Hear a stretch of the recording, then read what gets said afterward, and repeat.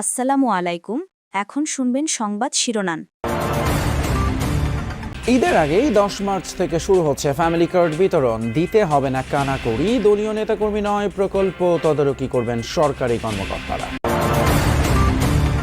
দায়িত্ব নিলেন 6 সিটির রাজনীতিবিদ প্রশাসক। সব কর্পোরেশনে ভোট হবে ধাপে ধাপে। শেরপুর 3 ও বগুড়া 6 আসনে উপনির্বাচন 9 এপ্রিল। বিডিআর হত্যাকাণ্ডে বিস্ফোরক মামলায় আসামি হচ্ছেন শেখ হাসিনা সহ কয়েকজন। খতিয়ে দেখা হবে ট্রাইব্যুনালে সাবেক আইজিপি মামুনকে রাজসাক্ষী করতে ঘুষের অভিযোগ। আসসালামু আলাইকুম।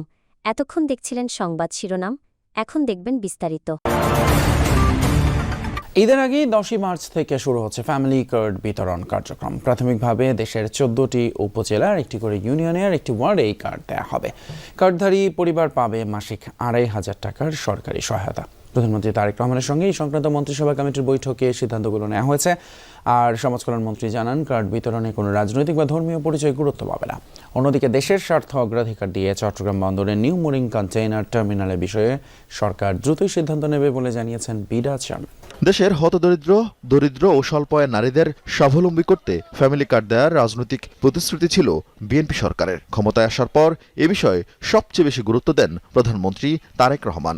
গঠন করেন অর্থমন্ত্রী নেতৃত্বে মন্ত্রিসভা কমিটি। মঙ্গলবার কমিটির সদস্যদের সঙ্গে বৈঠক করেন প্রধানমন্ত্রী। তাদের সুপারিশে দেশের 14টি জেলা দিয়ে শুরু হচ্ছে কার্ড বিতরণের পরীক্ষামূলক কার্যক্রম। কার্ডধারী পরিবারকে চাল, ডাল, লবণ সহ নিত্যপণ্য কিনতে দেওয়া হবে মাসিক 2,500 টাকা করে। 10 মার্চ এই কার্যক্রমের উদ্বোধন করবেন সরকার প্রধান। সেই 14টি জেলার উপজেলার মধ্যে থেকে একটা ইউনিয়নের একটা ওয়ার্ডকে আমরা ইউনিভার্সালি এখানে আপনার ফ্যামিলি কার্ড বিতরণ করা হবে এবং সেটার উদ্বোধন করবেন মাননীয় প্রধানমন্ত্রী ইনশাআল্লাহ আগামী 10ই মার্চ। প্রথম একটা ওয়ার্ড, তারপর একটি ইউনিয়ন, তারপর আরেকটি ইউনিয়ন, এভাবে আমরা গ্রাজুয়ালি এটাকে কাভার করব এবং এভাবেই সারা বাংলাদেশ এটার সেবা পাবে। যে কতজন পাওয়ার উপযুক্ত ওই কতজনই পাবে। সরকারি এমন সহায়তা ঘিরে বরাবরই রাজনীতিকরণের অভিযোগ ওঠে। সেই বাস্তবতায় উপজেলা কার্ড বিতরণের নেতৃত্বে থাকবেন উপজেলা নির্বাহী কর্মকর্তা সহ সরকারি কর্মচারীরা।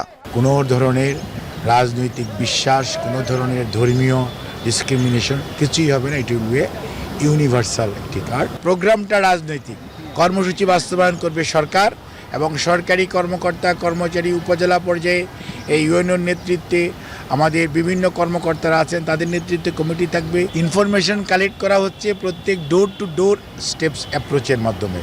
এর আগে বহুল আলোচিত চট্টগ্রামের নিউ মোরিং কন্টেইনার টার্মিনাল ব্যবস্থাপনা বিদেশি কোম্পানিকে লিজ দেওয়ার প্রক্রিয়া নিয়ে অংশীজনদের সাথে বৈঠক করেন প্রধানমন্ত্রী। তার কাছে তুলে ধরা হয় চুক্তির বিষয়বস্তু। তো আমরা ওনাকে ব্রিফ করেছি, উনি আসলে আজকে ব্রিফ আমাদেরকে করেনি, উনি শুনেছেন এবং কিছু প্রাইমারি গাইডেন্স দিয়েছেন। জাতীয় স্বার্থের পক্ষে যেদিকে যে সিদ্ধান্তটা নেওয়া দরকার সেই রকম করে সিদ্ধান্ত নেওয়ার জন্য উনি আমাদেরকে ডিরেক্টিভ দিয়েছেন। এছাড়াও বেশ কিছু অনানুষ্ঠানিক বৈঠকে যোগ দেন প্রধানমন্ত্রী তারেক রহমান। এদিনও সকাল 9:15টায় অফিসে আসেন তিনি। এদিকে সন্ধ্যায় নিজ বাসভবনে সমাজ কল্যাণ মন্ত্রী ডাক্তার এম জাহিদ হোসেন বলেছেন, একটি মহল ফ্যামিলি কার্ডকে বিতর্কিত করার চেষ্টা করছে। বিভিন্ন জায়গায় কার্ড করে দেওয়ার বিনিময়ে কেউ কেউ টাকা চাইছে, এমনটি চলতে দেওয়া হবে না। ফ্যামিলি কার্ডটি হবে সবার জন্য উন্মুক্ত এবং এটি বিনা পয়সায় সরকার প্রত্যেকটা মাকে, এটা প্রত্যেকটা পরিবারের যে মা প্রধান ওনাকে এটি দেওয়া হবে। টাকা পয়সা নিয়ে কেলেঙ্কারি করার কোনো ধরনের সুযোগ যাতে আমরা কেউ কাউকে না দিই এবং এরকম যদি আমরা দেখতে পাই যাতে তাদেরকে আমরা আইনের আওতার জন্য আইন শৃঙ্খলা রক্ষাকারী বাহিনীর সহায়তা নিই। মেয়াদ শেষ হওয়ার ভিত্তিতে ধাপে ধাপে সিটি কর্পোরেশন নির্বাচন হবে বলে জানিয়েছেন স্থানীয় সরকার মন্ত্রী মির্জা ফখরুল ইসলাম আলমগীর। বলেছেন, দলীয় প্রতীকে সিটি নির্বাচন হবে কি না তার নির্ধারিত হবে সংসদে। এর আগে 6 সিটির নতুন প্রশাসকরা তার কাছে যোগদানপত্র জমা দেন। প্রশাসকরা বলেন, মশা, যানজট, রাস্তা সংস্কার সহ জনদুর্ভোগ নিরসনে দায়িত্ব গ্রহণের পরই শুরু করবেন কাজ। প্রধানমন্ত্রীর নির্দেশনা অনুযায়ী জমা দেবেন 6 মাসের কর্মপরিকল্পনা। অন্তর্বর্তী সরকার দায়িত্ব নেয়ার পর দেশের 12টি সিটি কর্পোরেশনের নির্বাচিত মেয়রদের অপসারণ করে অধ্যাদেশ জারি করেছিল। প্রশাসক হিসেবে নিয়োগ দিয়েছিল সরকারি কর্মকর্তাদের।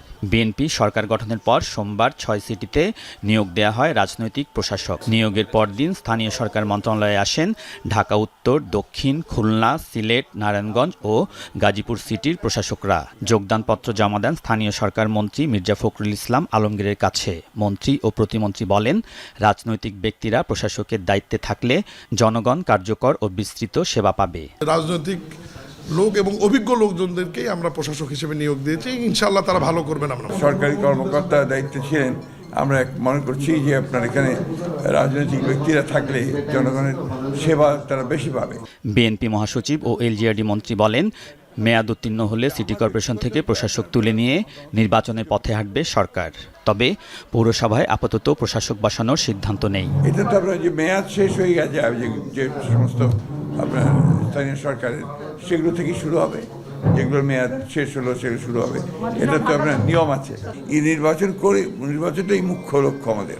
ঢাকা ও আশেপাশের 2 সিটির 4 প্রশাসক প্রতিশ্রুতি দেন মশা নিধন ও গ্যাস পানি সংকট নিরসনের। দায়িত্ববোধ থেকে আমরা চেষ্টা চালিয়ে যাব যে মশাকে নিয়ন্ত্রণ কিভাবে করা যায়। জনগণের সাথে সম্পৃক্ত আছে, প্রয়োজনে আমাদের সেখানে জনগণকে কাজে লাগিয়ে এটাকে নিয়ন্ত্রণ করার চেষ্টা করব। পিলখানা হত্যাকাণ্ডের বিস্ফোরক মামলার সাক্ষীদের জবানবন্দিতে হত্যাকাণ্ডে শেখ হাসিনা, শেখ তাপস, জাহাঙ্গীর কবির নানক সহ আওয়ামী লীগ নেতাদের নাম আসায় তাদের বিরুদ্ধে মামলা করা হবে বলে জানিয়েছেন রাষ্ট্রপক্ষের আইনজীবী। সাক্ষ্যতে উঠে আসে শেখ হাসিনার নির্দেশে হত্যার নীল নকশা করেন শেখ তাপস। এদিকে আসামি পক্ষের আইনজীবীরা বলছেন, 17 বছর ধরে মামলার খানি টানতে টানতে ক্লান্ত তারা, দ্রুতই এখন নিষ্পত্তি চান।